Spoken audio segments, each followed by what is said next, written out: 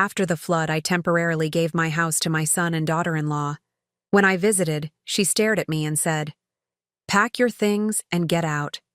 I'd rather sleep in the mud than share a roof with a cheap old woman like you." I walked out in silence, but the next morning, I'm glad to have you here. Follow my story until the end and comment the city you're watching from so I can see how far my story has reached. I never thought the house I'd called home for 23 years would become the place where my own son would watch his wife destroy me. The flood had been devastating. 3 feet of murky water had surged through the lower part of town, turning neighbor against neighbor as everyone scrambled for temporary shelter. When Ross called me that Tuesday morning, his voice tight with panic, I didn't hesitate. "Mom, our apartment is completely flooded. Juniper's pregnant and we have nowhere to go. Could we maybe stay with you for a few weeks?" Of course I said yes. What mother wouldn't? I spent that entire day moving my things from the master bedroom to the small guest room, making space for them. I bought new linens, stocked the refrigerator with Juniper's favorite organic foods, and even picked up prenatal vitamins from the pharmacy. They arrived on Wednesday evening, Juniper dramatically clutching her barely visible belly while Ross carried their designer luggage. I'd prepared a welcome dinner, but Juniper took one look at my pot roast and wrinkled her nose. "I can't eat that. The smell makes me nauseous," she announced, settling onto my sofa like she owned it. "Ross, order me something from that vegan place downtown." I bit my tongue. Pregnancy was hard, I remembered. I'd been understanding for 3 weeks as she complained about everything from the water pressure in my shower to the thread count of my sheets. When she started rearranging my furniture without asking, I told myself she was just nesting. When she threw away my coffee maker because she only drank some expensive brand, I bought her machine and said nothing. But today was different. I'd driven across town to visit my friend Helen, and when I returned around 4 in the afternoon, I noticed strange men loading my grandmother's antique dining set into a truck. My heart started racing as I pulled into the driveway. "Excuse me," I called out to one of the movers. "What are you doing with that furniture?" Lady inside said she was selling it, gave us the address and everything. My hands trembled as I fumbled for my house keys. Inside, I found Juniper directing 2 other men who were wrapping my mother's china in newspaper. "Juniper, what's going on?" She didn't even look up from her phone. "Oh, you're back. I'm decluttering. This old stuff was just taking up space, and we need room for the baby's things. That's my grandmother's dining set. You can't sell my furniture." Finally, she lifted her eyes to meet mine, and what I saw there made my blood run cold. Not embarrassment or apology, but pure contempt. "It's not really your furniture anymore, is it? Ross and I live here now. We're the ones paying the bills."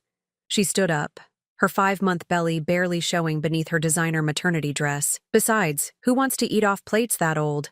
They probably have lead paint." "Ross!" I called out, hoping my son would put an end to this madness. He appeared from the kitchen, a sandwich in his hand, looking uncomfortable but not surprised. That's when I knew. He knew what she was doing. "Mom, we talked about this. Juniper thinks we should modernize the place.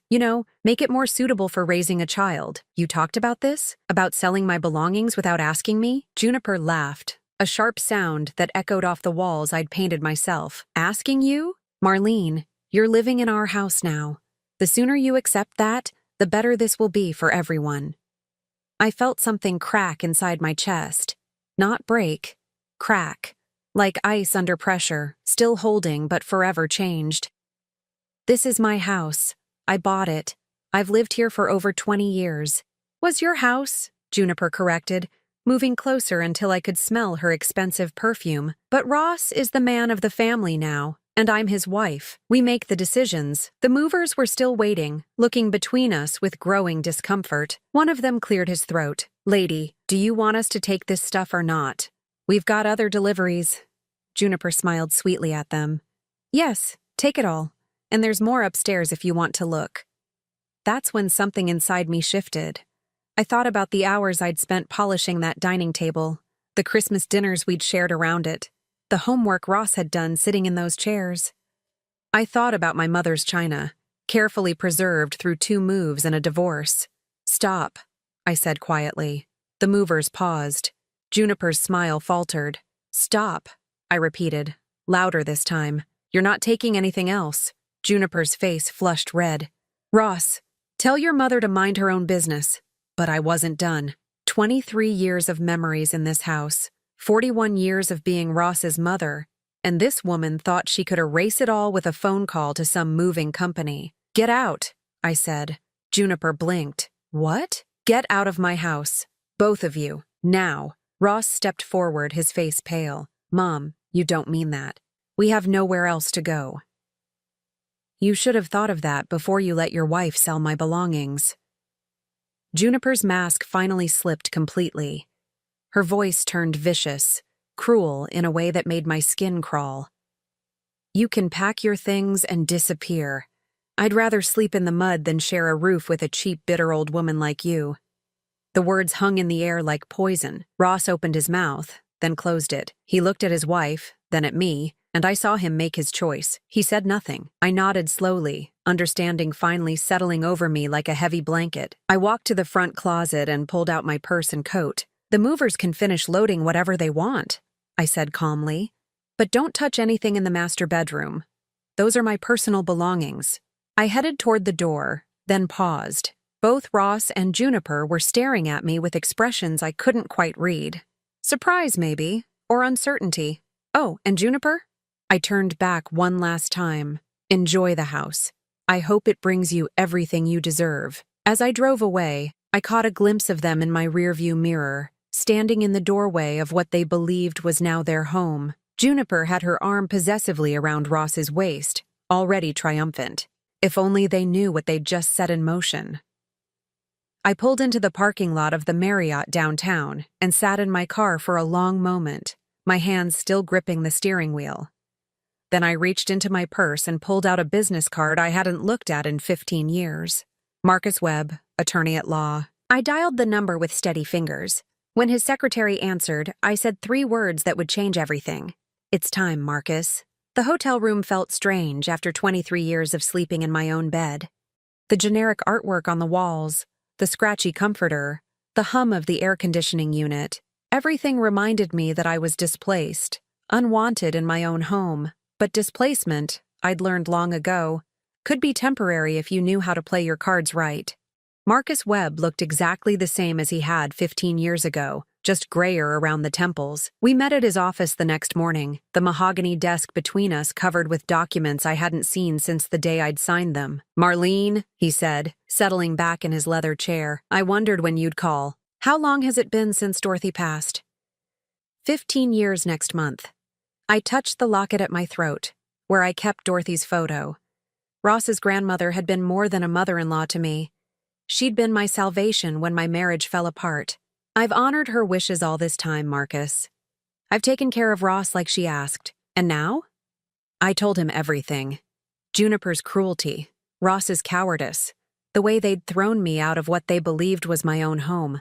Marcus listened without interruption, occasionally making notes on a legal pad.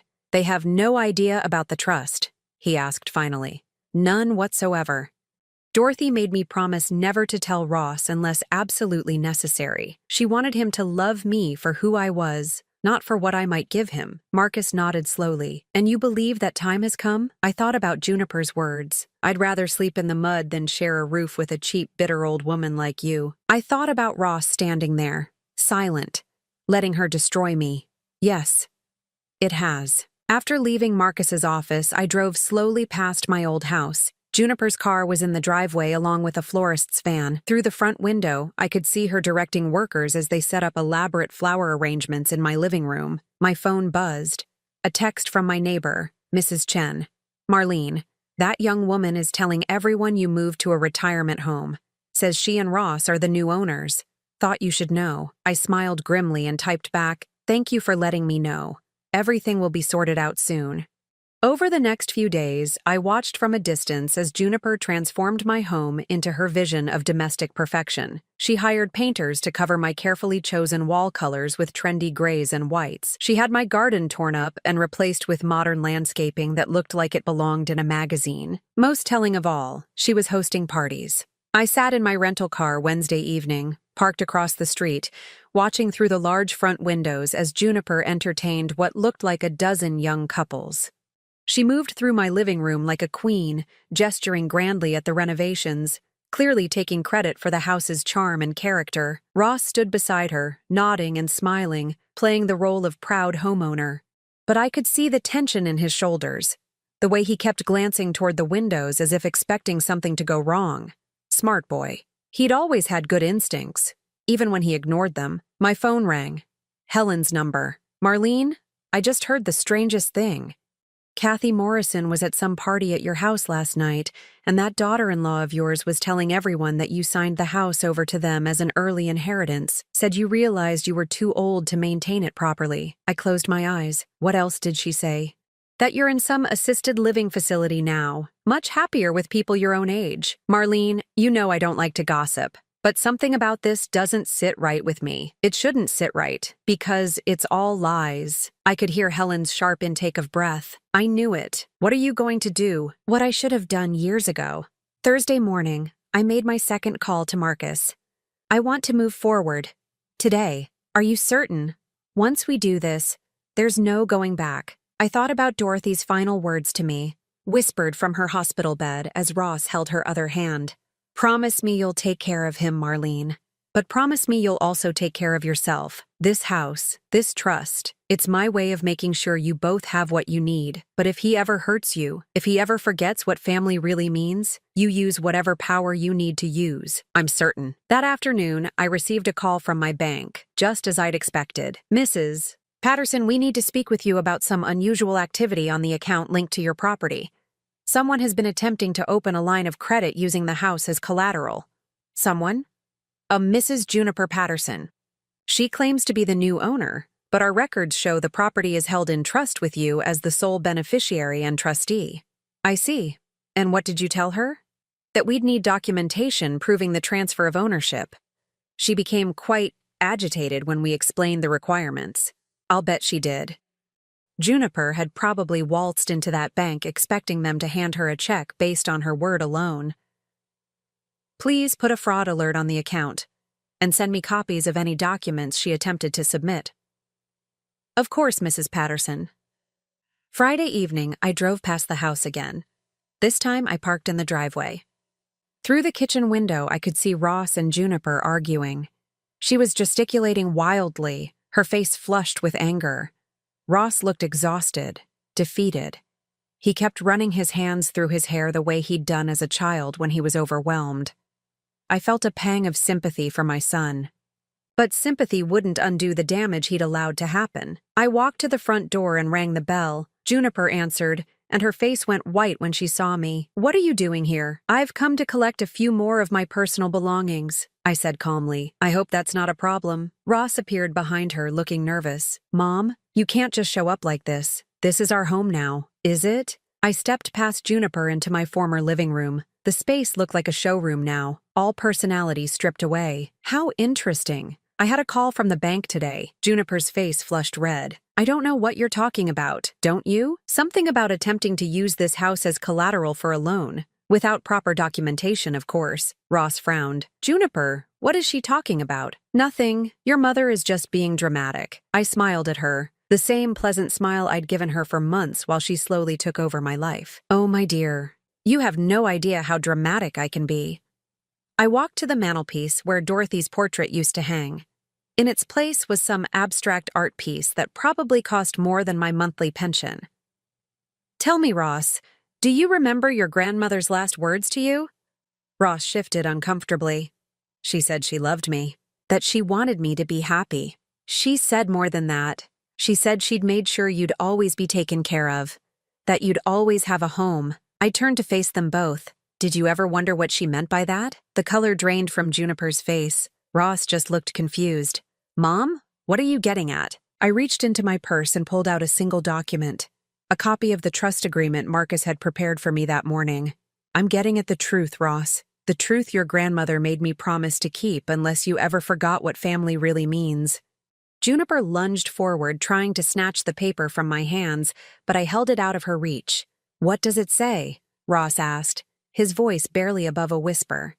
I looked at my son, this man I'd raised and loved and sacrificed for, and felt something break free inside my chest. Not the crack from before. This was different. This was release. It says, "My dear boy, that you don't own this house at all." The silence that followed my words was deafening. Ross stared at me like I'd spoken in a foreign language, while Juniper's face cycled through emotions faster than I could track them. Confusion, anger, fear, and finally, calculating fury. "What do you mean I don't own the house?" Ross's voice cracked like it had when he was 13. I smoothed the document in my hands, feeling the weight of 15 years of silence lifting from my shoulders. "Sit down, both of you. It's time you learned the truth about your grandmother, Dorothy." Juniper remained standing, her arms crossed defensively. "This is ridiculous. Ross inherited this house when his father died. Everyone knows that. Everyone knows wrong." I moved to the couch, my couch, though they'd reupholstered it in some hideous beige fabric, and waited for Ross to join me. He did, reluctantly, perching on the edge like he might need to run. "Your grandmother was a very intelligent woman, Ross. Much more intelligent than your father ever gave her credit for. When she realized her son was going to leave me with nothing but debt and a child to raise, she made some arrangements." Ross frowned.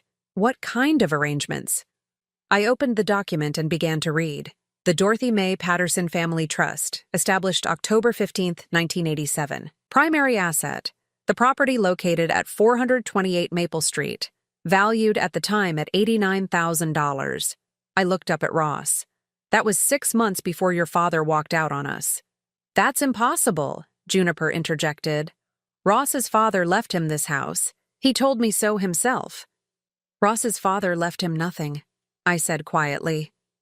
"Because Ross's father never owned this house to begin with." The color drained from Ross's face. But I've been paying the property taxes, the insurance. I have all the paperwork." "You have paperwork showing you as the responsible party, yes. But ownership?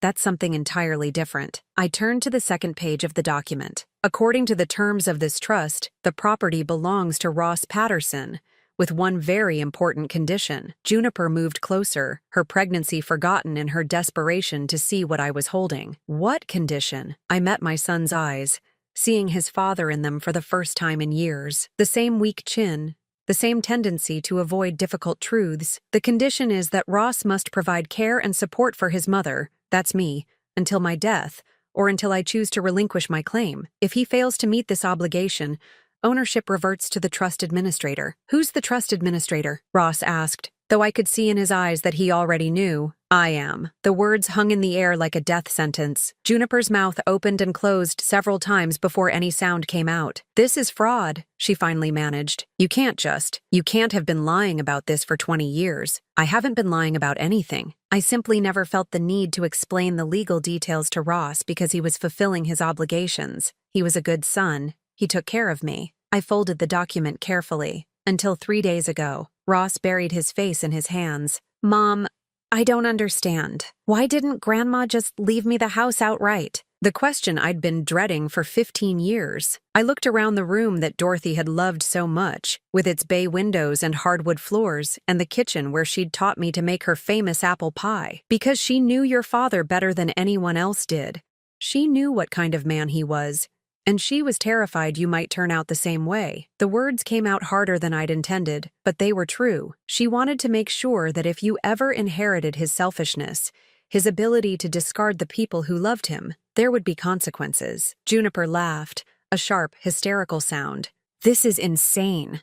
You're telling me that some dead woman is controlling our lives from beyond the grave?" "I'm telling you that a very wise woman anticipated this exact situation and planned accordingly." I stood up, smoothing my skirt. "Dorothy made me promise to give Ross every chance to be the man she hoped he could become. For 15 years I kept that promise, even when he stopped calling regularly, even when he forgot my birthday 3 years running, even when he brought home a woman who treated me like hired help." Ross looked up at me, his eyes red-rimmed. "Mom, I never meant for things to go this far. Juniper was just stressed about the pregnancy and—" "Stop." I held up my hand. "Don't you dare blame this on her hormones or her stress. She told me to pack my things and disappear. She said she'd rather sleep in mud than share a roof with me. And you said nothing. I was trying to keep the peace. By sacrificing your mother? The accusation hit its mark. Ross flinched and looked away. Juniper, meanwhile, was pacing the room like a caged animal. There has to be something we can do. Some way to contest this. Trusts can be broken, right? Some can, I agreed. But not this one. Dorothy was very thorough. She had the best estate attorney in the state draw up the paperwork. Who was the attorney? Juniper demanded. Marcus Webb. Ross's head snapped up. Uncle Marcus? But he's not really my uncle, he's Dorothy's nephew, I finished. Her sister's boy, a very successful lawyer who specializes in estate planning and family trusts. He's also the one who's been managing the trust for the past 15 years. Juniper grabbed Ross's arm. Call him. Call him right now and find out what we need to do to fix this. I almost felt sorry for her. Almost. By all means, call Marcus. His number is in the phone book. I walked to the front door, then turned back. But before you do, you might want to ask yourself a question. What question? Ross asked miserably. Whether you think your grandmother was wrong about what kind of man you might become. I let myself out, leaving them to stew in the reality I'd just dropped on their heads. Outside, the evening air felt crisp and clean, like it does after a storm passes. My phone rang as I was unlocking my car. Marcus's number. I take it they called you, I said without preamble. Juniper Patterson just spent 10 minutes screaming at my secretary about fraud and elder abuse and false documentation. She wants to sue everyone from me to you to the probate court that approved the trust. And what did you tell her? I told her that I'd be happy to meet with them tomorrow at 10 a.m. to review the documentation. I also told her she might want to bring her own attorney. I smiled, imagining Juniper's reaction to that suggestion. How do you think they'll handle the news? Ross sounded scared. Juniper sounded desperate. In my experience, desperate people make poor decisions. Indeed they do. I hung up and drove back to the hotel, feeling lighter than I had in months. In my room, I poured myself a glass of wine and sat by the window, looking out at the city lights. Tomorrow, Ross and Juniper would meet with Marcus and learn the full extent of Dorothy's wisdom. They'd discover that the trust wasn't just about the house. It covered everything Dorothy had left behind. The savings account with $30,000, the life insurance policy she'd never cashed in, the small investment portfolio she'd been quietly building for decades, all of it contingent on Ross fulfilling his obligations to me. All of it now in jeopardy because of his wife's cruelty and his own cowardice. I raised my glass in a silent toast to Dorothy's portrait on my nightstand. You always were 3 steps ahead of everyone else, I whispered. I just hope I can be half as clever as you were. My phone buzzed with a text from Ross. Mom, can we talk, please? I stared at the message for a long moment, then deleted it without responding. Tomorrow would bring its own conversations. Tonight, for the first time in 3 days, I was going to sleep peacefully.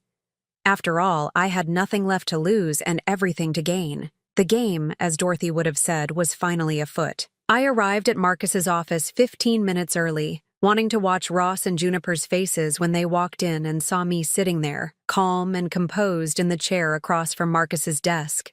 I'd chosen my outfit carefully. My best navy suit, the pearl necklace Dorothy had given me for my 50th birthday, and my hair styled the way she'd always said made me look formidable. Today, I intended to be exactly that. They were 10 minutes late, and I could hear Juniper's voice echoing down the hallway before they even reached the office door. This is all some elaborate scam, Ross. Your mother and this lawyer are trying to steal what's rightfully ours. Marcus's secretary showed them in, and the look on Juniper's face when she saw me was worth 15 years of patience. Pure, undiluted shock, followed quickly by rage. What is she doing here? Juniper demanded, pointing at me like I was something unpleasant she'd found on her shoe. Mrs. Patterson is the trust administrator, Marcus said calmly, gesturing for them to take the chairs across from his desk. She has every right to be present for this discussion. Ross looked terrible.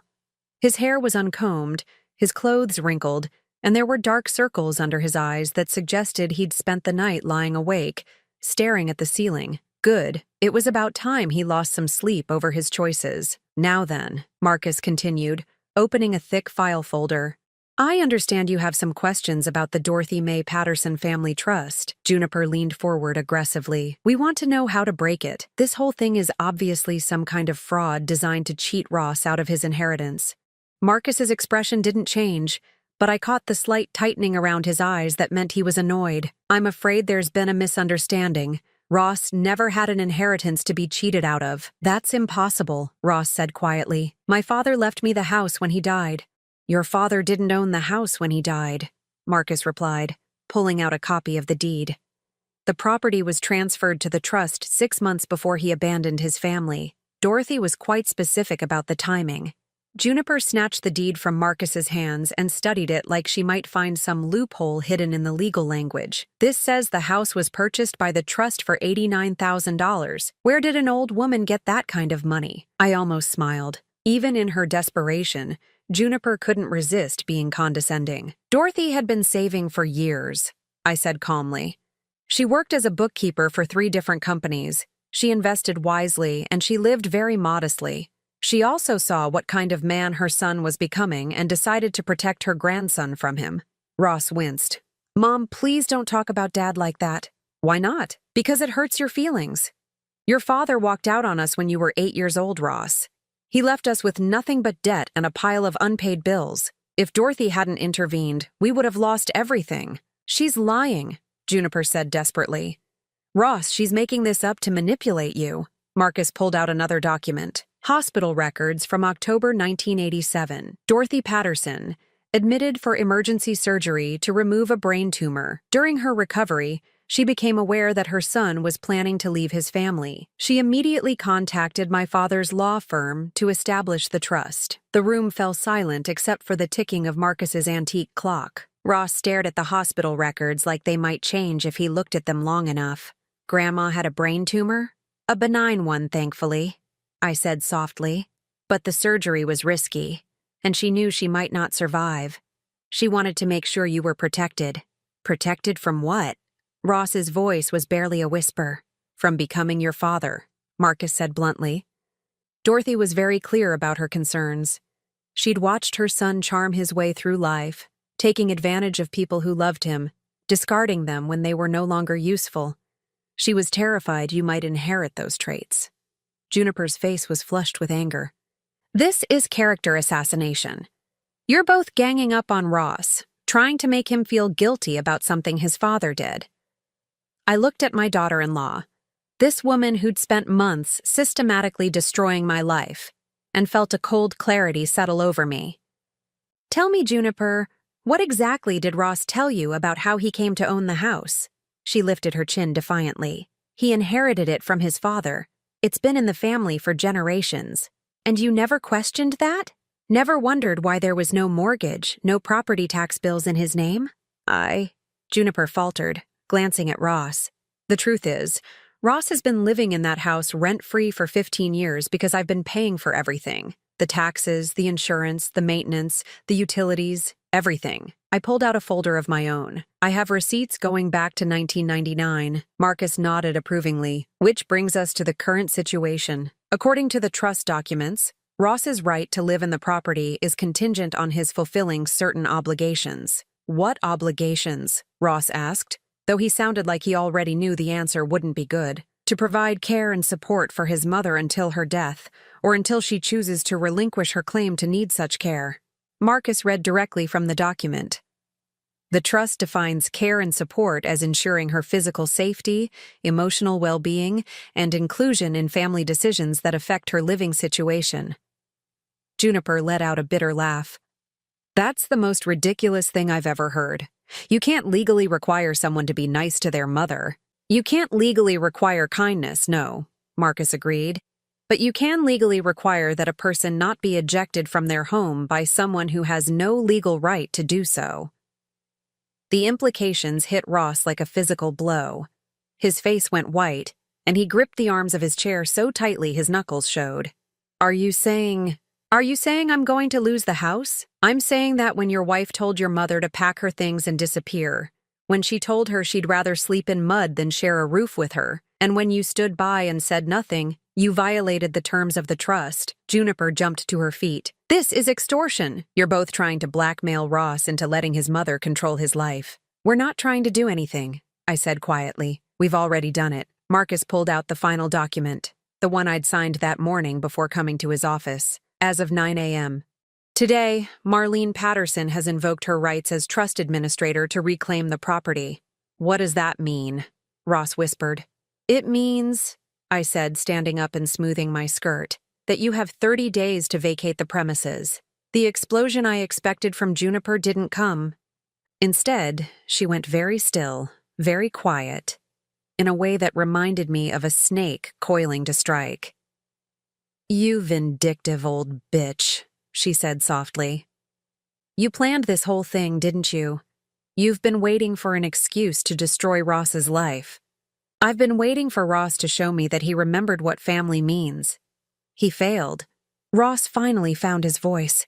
Mom, please. I know Juniper was wrong to say what she said, but you can't throw us out. She's pregnant.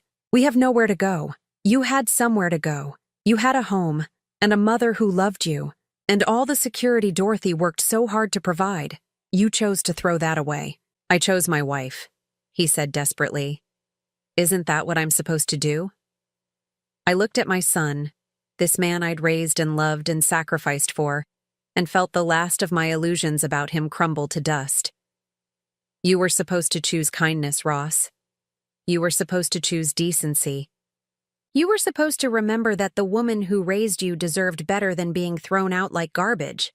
Marcus cleared his throat. There is one option. Juniper whirled around. What option? The trust documents include a provision for dispute resolution.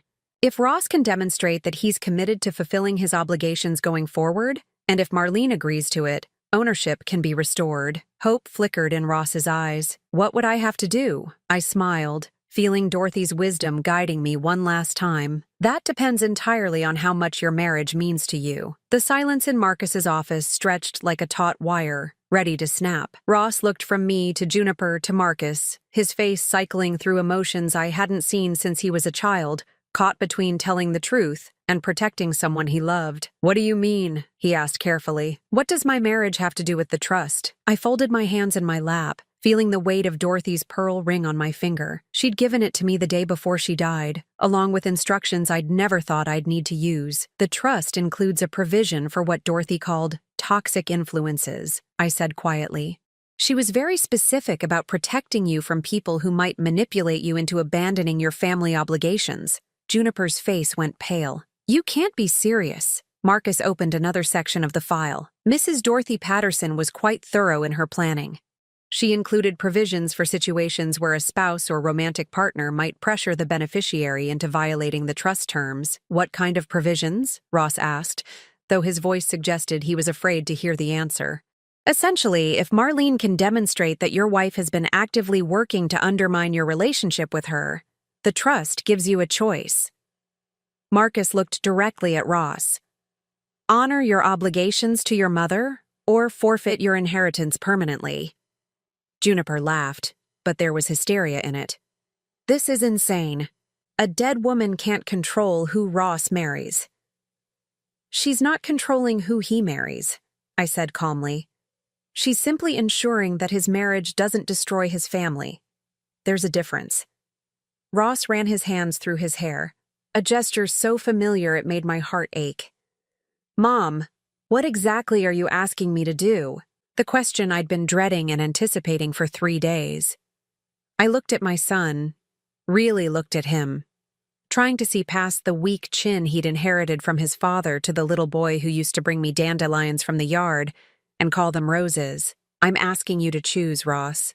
Really choose. Not just go along with whatever causes you the least immediate conflict. Choose between what? Between the woman who raised you and the woman who threw her out like garbage. Juniper stood up so fast her chair scraped against the floor. That's not fair. You're forcing him to choose between his mother and his pregnant wife. What kind of monster does that? The kind who spent 41 years putting her son's needs before her own, only to be told she'd rather sleep in mud than live under the same roof. I met her eyes steadily. The kind who has finally learned that sometimes love isn't enough if it's not reciprocated with basic human decency. Ross looked between us, and I could see him calculating, trying to find some middle ground that would let him keep both his inheritance and his wife, just like his father used to do. There has to be some compromise, he said finally. Some way to work this out that doesn't involve ultimatums. Your wife gave me an ultimatum 3 days ago, I reminded him. She told me to pack my things and disappear. You said nothing. That was your compromise. Marcus cleared his throat. Perhaps I should explain the exact terms of the provision. Mrs. Patterson, would you like me to read from the document? I nodded, steeling myself for what was coming. In the event that the beneficiary's spouse or romantic partner demonstrates a pattern of hostility toward the trust administrator, including but not limited to verbal abuse, financial manipulation, or attempts to exclude the administrator from family decisions, the beneficiary must choose between maintaining the relationship and maintaining access to the trust assets. Juniper's face was white now, all her earlier bravado gone. Pattern of hostility? I was stressed about being pregnant and homeless. I said things I didn't mean. Did you or did you not sell my grandmother's dining room set without permission? Ross asked quietly. The question surprised me. I hadn't expected him to bring that up. Juniper's mouth opened and closed several times. I was trying to make space for the baby. I thought you'd inherited everything, so it was ours to do with as we pleased. Did you or did you not try to take out a loan using the house as collateral? This time, Juniper's silence spoke volumes. Ross turned to me, and for the first time in years, I saw something in his eyes that reminded me of the man I'd hoped he'd become. Mom, did you know, when she was doing those things, did you know about the trust? The question cut deeper than I'd expected. Yes. And you let me think I was responsible for the house? You let me pay property taxes and insurance on something I didn't even own? You were fulfilling your obligations. The trust covered those expenses, but Dorothy wanted you to feel invested in maintaining the property. She wanted you to understand that nothing worthwhile comes without effort. Ross sat back in his chair, looking stunned. So all these years, you've been, what? Testing me? All these years I've been hoping I'd never have to use the power Dorothy gave me. I've been hoping you'd be the man she believed you could become. And now? I looked at Juniper, who was standing by the window, her arms wrapped around her barely visible pregnancy, her face a mask of fury and fear. Then I looked back at my son. Now I know who you really are. The words hit him like a physical blow. He actually recoiled, pressing back against his chair. That's not fair. Fair? I stood up, feeling 41 years of suppressed anger finally breaking free. You want to talk about fair, Ross? Is it fair that I worked 3 jobs to put you through college while your father sent birthday cards twice a year? Is it fair that I gave up dating, gave up any chance of remarrying, because you told me it would be weird to have a stepfather? Is it fair that I spent 15 years paying for a house you thought you owned, never asking for gratitude or recognition, just happy to have you in my life? My voice was rising, and I could see Marcus reaching for the phone, probably worried I was about to have a heart attack. But I wasn't finished. Is it fair that I opened my home to your pregnant wife when she had nowhere else to go, and she repaid me by selling my belongings and telling me to disappear? Is it fair that you stood there and said nothing while she destroyed me? Ross was crying now, tears streaming down his face like a child's. Mom, I'm sorry. I'm so sorry. I didn't know what to do. You knew exactly what to do. You just chose not to do it. Juniper finally turned away from the window. Fine. You want him to choose? Make him choose. But understand this, Marlene. If you force Ross to pick between us and he picks you, this baby will never know its grandmother. I'll make sure of that. The threat was so casual, so cruel, that even Marcus looked shocked. Juniper, Ross said weakly, you don't mean that. I absolutely mean it. Your mother wants to play games with our lives? Fine. But she needs to understand that games have consequences. I looked at this woman who had invaded my home, destroyed my belongings, humiliated me in front of strangers, and was now threatening to weaponize my grandchild against me. I thought about Dorothy's final words. If he ever forgets what family really means, you use whatever power you need to use. Marcus, I said quietly, please read the final provision of the trust. Marcus flipped to the last page of the document. In the event that the beneficiary's spouse demonstrates a willingness to use children as weapons against family members, the trust administrator has the authority to permanently revoke all benefits, with no possibility of restoration. Juniper went very still. What does that mean? It means, I said, meeting her eyes with complete calm, that you just lost your husband, his inheritance, permanently. Ross looked up at me, his face stricken. Mom, please. She didn't mean it. She's just scared. She meant every word. I picked up my purse and headed for the door. And so did I.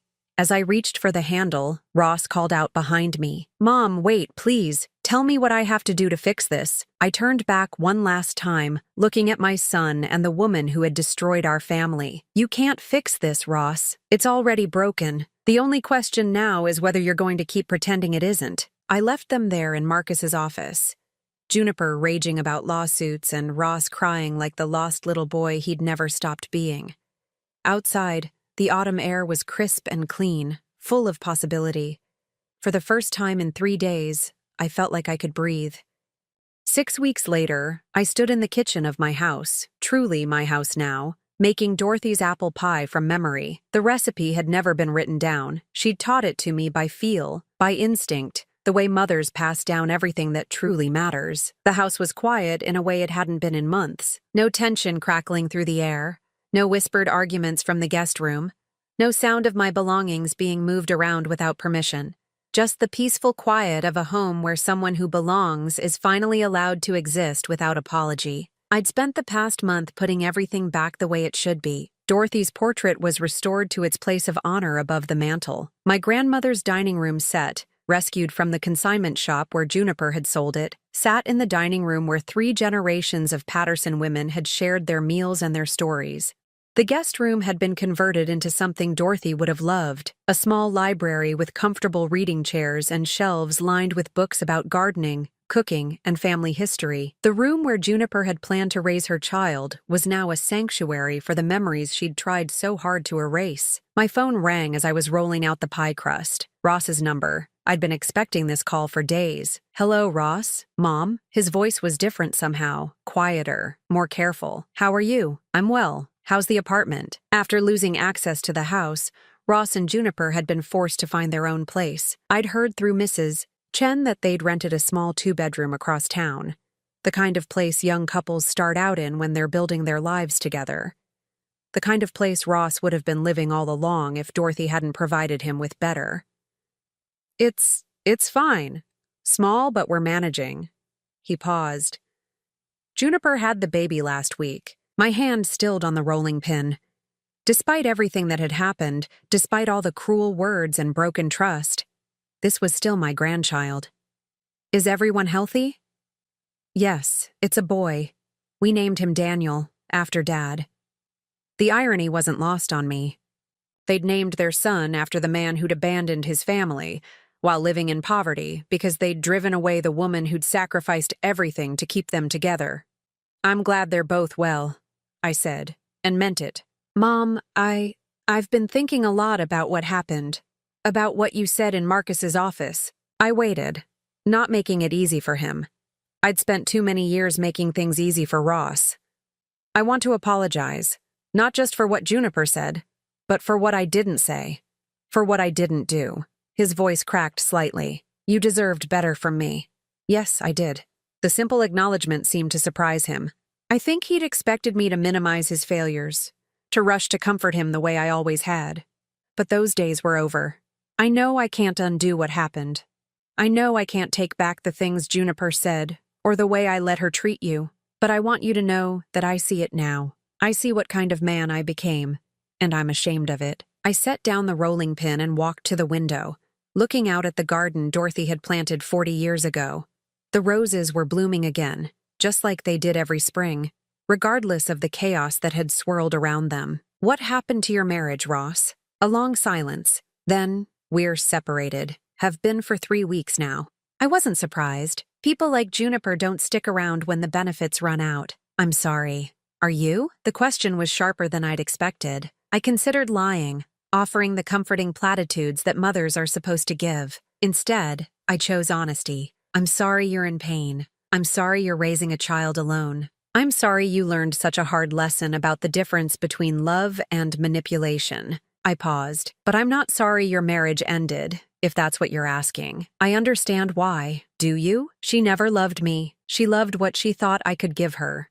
When she found out about the trust, when she realized I'd never actually owned anything, she said some things I can't forgive. I could imagine. Juniper's mask had slipped completely in Marcus's office that day. Once someone shows you who they really are, it's impossible to unsee it. What will you do now? I don't know. I'm working 2 jobs to pay for the apartment and child support.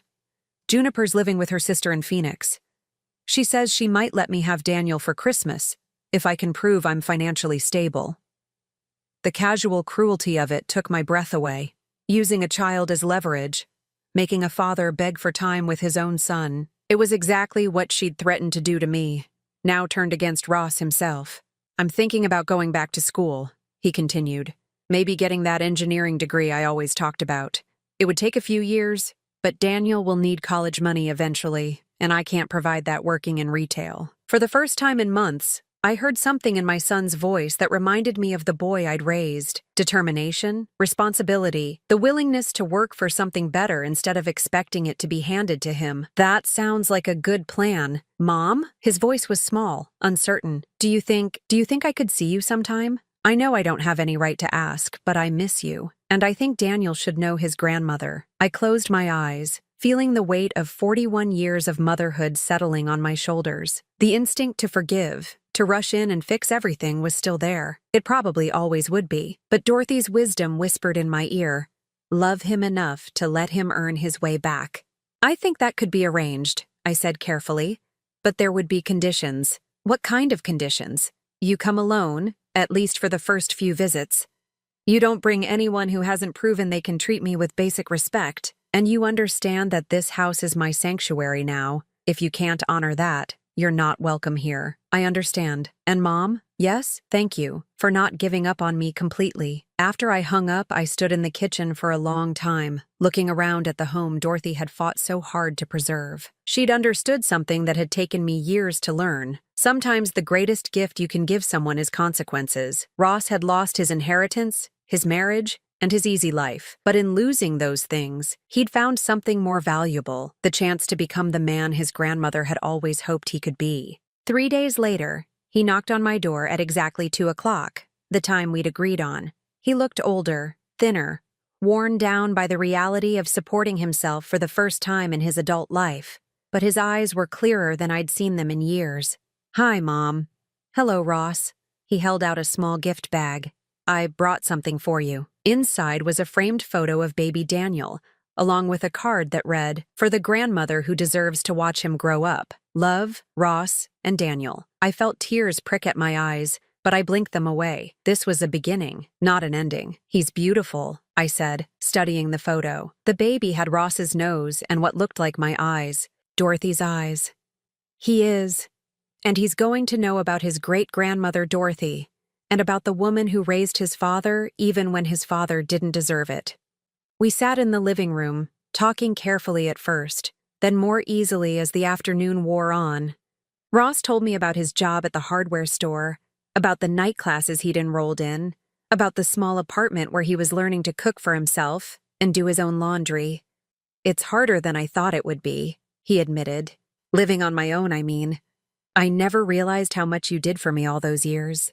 You weren't supposed to realize it. That was the point. As the sun set, painting the living room in warm, golden light, Ross stood to leave.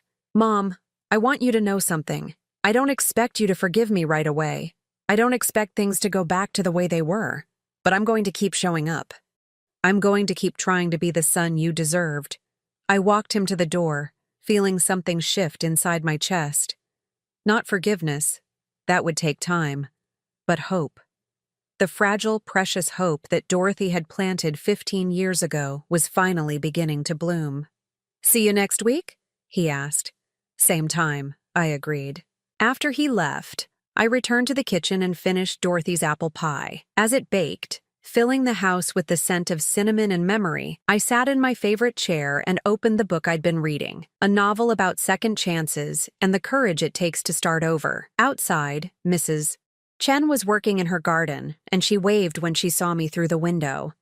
Tomorrow, we were having coffee together, and she was bringing her photo albums to show me pictures of her new grandson. For the first time in months, I had plans that had nothing to do with being anyone's mother or caretaker or financial support. I had plans that were just for me. The pie timer chimed, and I rose to take Dorothy's recipe out of the oven. Perfect, golden brown, just the way she'd taught me to make it. Some traditions, I thought, are worth preserving.